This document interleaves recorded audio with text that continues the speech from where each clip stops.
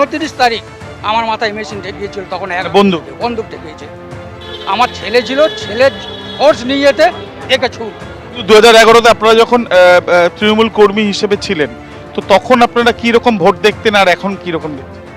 আজকে যে ভোটটা হচ্ছে এটা মনে হচ্ছে যেন সেই 11 সালের ভোট হচ্ছে, শান্তিপ্রিয়ভাবে আজকে ভোট হচ্ছে। 11 থেকে এই 26-এর এই যে রিপোলটা হচ্ছে তার মাঝের যে ভোটগুলো, সেই ভোটগুলো সন্ত্রাস হয়েছে, শুধু সন্ত্রাস। কি ভেবেছিলেন সেই সময়, তার পরবর্তীকালে কি দেখলেন? তারপরে আমাদের রাস্তায় বার হতে দিত না, ঘরবন্দি করে রাখত। ঘরবন্দি ছিলাম, বার হলেই মার। এখানে বিচারের নামে তোমাদের বিচার হবে, বিচার করতে গিয়ে সকলকে মারধর করতে। এই যে একটা নির্বাচন কেন্দ্রের সামনে আমরা দাঁড়িয়ে রয়েছি, প্রাথমিক বিদ্যালয় রয়েছে, সেখানে যে লম্বা লাইন, এই লম্বা লাইন কি দেখা যেত? না, এই লাইন দেখা যায়। এখানে মহিলারা রয়েছেন, তাদের সাথে আমরা একবার কথা বলবো। আগে কি এরকমই উৎসাহে সবাই লাইনে দাঁড়াতো?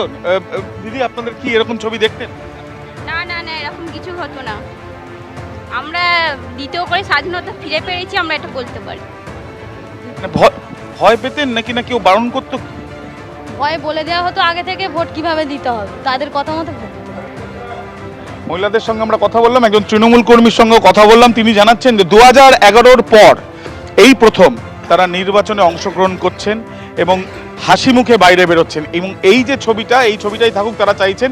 কিন্তু 11 থেকে 26-এর মধ্যে, এই 15 বছরের মধ্যে যে পরিস্থিতি তৈরি হয়েছে, সেখানে কে তৃণমূল কর্মী বা কে অন্য সাধারণ মানুষ, সেটা দেখা হতো না। তাদের দাবি ভয়ের বাতাবরণ তৈরি করে রাখা হয়েছিল। ছবিটা একবার দেখুন, দীর্ঘ লাইন, মানুষজন কিন্তু অপেক্ষা করছেন ভোটটা দেবেন বলে, স্বাধীনভাবে নির্ভয়ে নিজের ভোটটা দেবেন বলে। মহিলারা, পুরুষরা দেখুন এই দীর্ঘ লাইনে তারা একটা পুনর্নির্বাচনের স্বতঃস্ফূর্ততার ছবিটা একবার দেখুন। আমি দেবনন্দার কাছে এই জায়গায় যাবো। দেবনন্দা, আপনি বক্তব্যটা শুনলেন, উনি নিজে তৃণমূল কর্মী, উনি বলছেন 29 তারিখ উনি ভোট দিতে পারেননি, ওনাকে ভয় দেখানো হয়েছিল, ওনার ছেলে গিয়ে ফোর্স নিয়ে এসেছিল। অবস্থাটা দেখুন। এখন তৃণমূলের কর্মী এখন দুটো সম্ভাবনা আছে। একটা হচ্ছে সে ও আবার বিজেপি ঢোকার চেষ্টা করতে পারে, আবার দ্বিতীয় প্রশ্ন হচ্ছে কি তৃণমূলের মধ্যে হয়েও ও হয়তো ডিপ্রেস, সাপ্রেস, ক্যান অপ্রেস, দুটো প্রশ্ন হতে পারে। হতেই পারে না, গোষ্ঠীদ্বন্দ্বের মধ্যে থাকতে পারে যে তাকে দিত না। কিন্তু তৃণমূল কর্মী আজকাল অনেক তৃণমূল কর্মী আমার এলাকায় আমিও দেখেছি, তৃণমূল কর্মী ছিল মানে একটু আগে, একদিন আগে দেখেছি, পরে তৃণমূলের পার্টি অফিস ভাঙছে, ভেঙে বিজেপির পতাকা দিচ্ছে। তার মানে মুহূর্তের মধ্যে সে পরিবর্তন হয়ে যাচ্ছে। এই জিনিসটা যেন বিজেপি খোঁজ রাখে।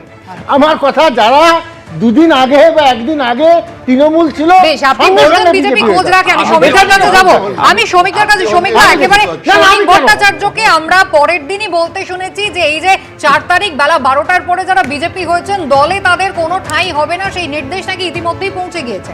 আপনারা তারপরও খোঁজ রাখছেন, দেবনানন্দা বলছেন। না, ব্যাপার হচ্ছে দেবনানন্দাকে আমি ধন্যবাদ জানাবো। দেবনানন্দা সত্যি কথা বলেছেন যে হঠাৎ বিজেপির ওপর আক্রমণ করছে, কিন্তু ওদের ওই সেই ছোকরাটা, কালীঘাটের ছোকরা, একটা ফুকরংবাজ, সে কিন্তু বলেছিল বিজেপি নাকি অত্যাচার করছে।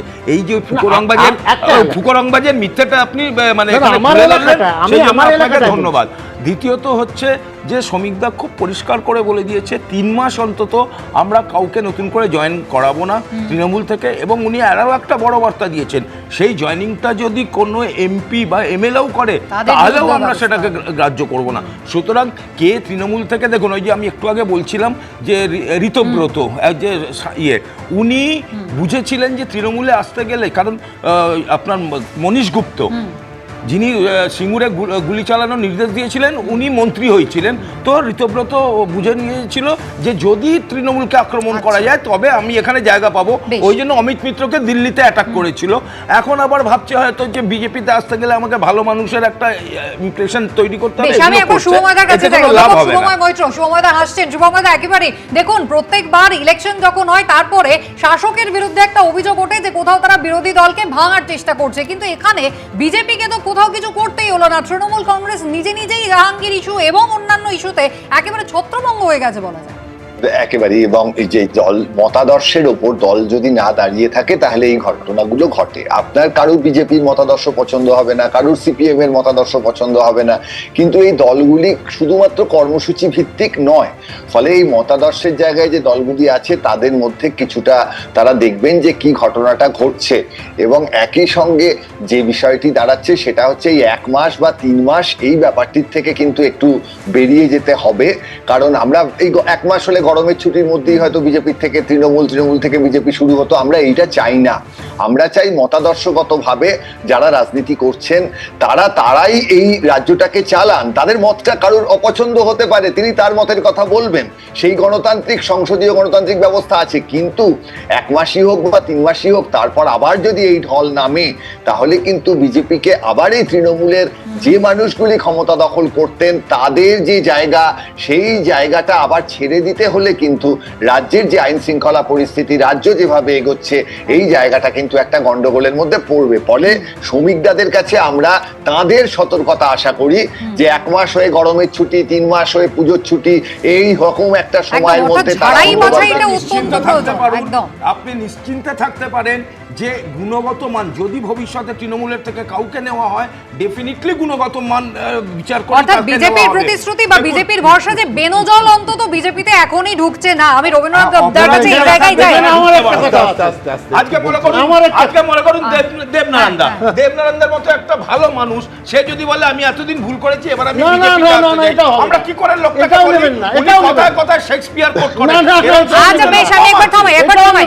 আমি রবীন্দ্রনাথ বাবুর কাছে একটা জায়গায় যাই, সেটা হচ্ছে দেখুন, একটা গণতন্ত্রে একটা সঠিক প্রধান বিরোধী দলের প্রয়োজন, যাতে তারা শাসকের কাজের সমালোচনা করতে পারে এবং অগ্রগতি হয়, গোটা রাজ্যের উন্নয়ন হয়, এবং সেটা অত্যন্ত পজিটিভ নোটে। কিন্তু প্রধান বিরোধী দল হিসাবে তৃণমূল কংগ্রেসের যা অবস্থা, তাতে সেই পরিসরটা কি আদৌ থাকছে? যতই বিজেপি তাদেরকে ফ্রি হ্যান্ড দিক না কেন, গণতন্ত্রের কণ্ঠরোধ করা হবে না, বলার অধিকার দেওয়া হবে, বলা হোক, দলটার অস্তিত্ব থাকছে না। তার কারণ তৃণমূল দল একটা রাজনৈতিক সংকটের মুখে দাঁড়িয়েছে। রাজনৈতিক সংকটটা হচ্ছে এই, এক তো তাদের মা মাটি মানুষ কি তারা খাই না মাথায় দেয়, তারাই জানেন, আমরা ঠিক বুঝে উঠতে পারি না আদর্শটা কি। কিন্তু গোটা দলটা দাঁড়িয়েছিল দুর্নীতির উপর, তোলাবাজির উপর, সিন্ডিকেট, কাটমানি, তোলাবাজি, নানা রকম মহিলাদের উপর অত্যাচার, নির্যাতন, এর উপর একটা দল দাঁড়িয়েছিল। যখন এই রকম একটা ব্যাপক মানুষের ভোট তার বিরুদ্ধে পড়েছে, সবাই চাইছে যে সেই দল থেকে নিজেদেরকে বিচ্ছিন্ন করতে। তারা বোঝাতে চাইছে না, তারা এই দুর্নীতির মধ্যে নয়। ঋতব্রত থেকে আরম্ভ করে দেবনারায়ণবাবু যে তার এলাকার যে কথা বলছেন, সবাই এই জায়গাতে দাঁড়িয়েছে। ঋতব্রত কি খুব মানে নীতিবান ব্যক্তি, আপাদমস্তক সুবিধাবাদী একটি ব্যক্তি?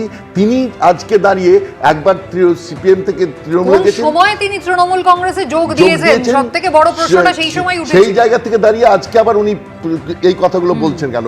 এখন সংকটটা হচ্ছে এখানে, যখন সাংগঠনিকভাবে তৃণমূলের পেছনে দাঁড়ানোর কথা, তখন এই নেতা থেকে আরম্ভ করে কর্মী পর্যন্ত সবাই তৃণমূলকে আইসোলেট করতে চাইছে, এবং অথচ সাংগঠনিক শক্তিটা বাড়ানোর দরকার তৃণমূলের। এই জায়গা থেকেই দলটা চুরচুর হয়ে যাওয়ার একদম। আমি শরীরদা একেবারে ঘড়িটা দেখুন, 9:39 বাজে, অর্থাৎ 2.5 ঘন্টার বেশি সময় হয়ে গেল। একটাও হিংসা, মারামারি, ভাঙচুর, বোমাবাজি, ফলতায় ভোট হচ্ছে, বোঝাই যাচ্ছে না। না, হবে না তো, এটা তো পরিষ্কার বোঝা গেছে হবে না। আর দেখো, আর এই তৃণমূল যে দলটাকে বলছো, এটা কিন্তু খুব তীক্ষ্ণভাবে নিম্নগামী, খুব শার্পলি ডিক্লাইনিং, এ সম্পর্কে কোনো সন্দেহ নেই। আর যে নতুন যারা সরকার করেছে, তারা যদি এই সমস্ত এই মানে তৃণমূল থেকে বিচ্যুত হয়ে যদি তারা এখন যদি আদর্শের, তথাকথিত আদর্শের নাম করে যদি এদের নিতে চায়, তাহলে কিন্তু এই যে বর্তমান যে সরকার, তাদের অবস্থাও কিন্তু এই স্বচ্ছতাটা থাকবে বলে আমার মনে হয় না। আর আজকের এই যে তোমার যে দৃশ্য দেখাচ্ছ, যে মানুষ স্বতঃস্ফূর্তভাবে স্পন্টেনিয়াসলি ভোটে দাঁড়িয়েছে, এবং 2011-র পর থেকে বিগত 2013-র পঞ্চায়েত থেকে শুরু করে, বিধানসভার থেকে শুরু করে, ডায়মন্ড হারবার মডেল থেকে চুরি করে, ছিনতাই করে, লুট করে, ডাকাতি করে যেভাবে ভোট নিয়েছে, গণতন্ত্রকে শেষ করে দিয়েছে, আজকে কিন্তু এর উল্টোটাই আমরা দেখতে পাচ্ছি। একদম। মানুষ স্বতঃস্ফূর্তভাবে উৎসবের মেজাজে তারা লাইন দিয়েছেন, এই গরমের মধ্যেও মানুষ দীর্ঘ লাইনে অপেক্ষা করছেন নিজের ভোটটা, তারা বলছেন আজকে স্বাধীন হলাম। এবিপি আনন্দ, এগিয়ে থাকে, এগিয়ে রাখে।